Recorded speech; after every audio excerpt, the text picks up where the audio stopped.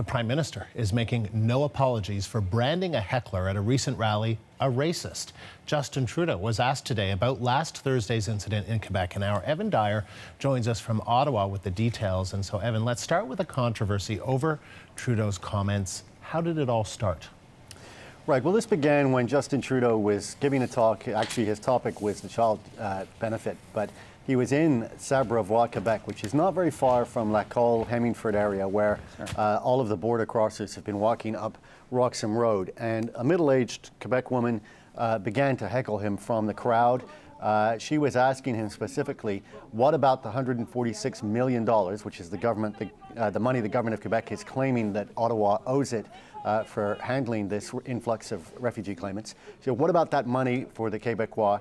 And Justin Trudeau responded to her from the podium saying that kind of intolerance towards immigrants has no place in Canada, madam. You have no place here.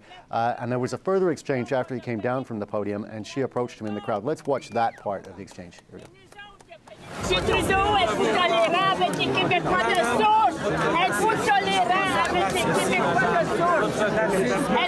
Répondez-moi, vous non plus, vous n'avez pas votre place au Québec.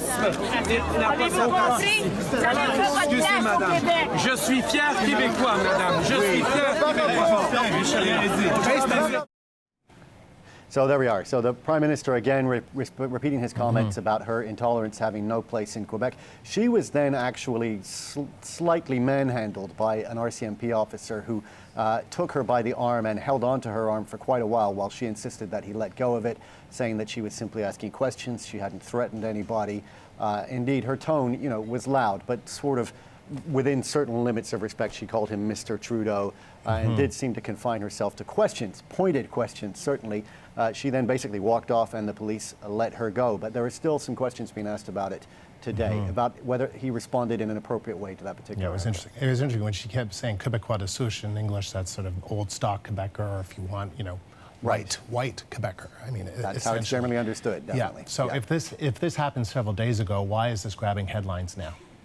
Well, I think one of the reasons is that we don't know very much about this woman's antecedents, and we also don't know how much the PMO, the Prime Minister's office, may have known about her affiliations previously. Were they warned, for example, that anti-immigration groups would show up at this speech, or was this, as far as the Prime Minister was concerned, just a random member of the public, expressing her own views? But certainly her questions objectively don't appear to justify the kind of language that he used in suggesting that she was a racist, in particular the phrase, "you have no place here." So there are some questions about how he handled this incident. We saw those questions asked of him by media today when he was in Navan, Ontario, near Ottawa, for the groundbreaking of a new Amazon warehouse. So let's look at how he responded to a question about whether he had gone too far in his comments.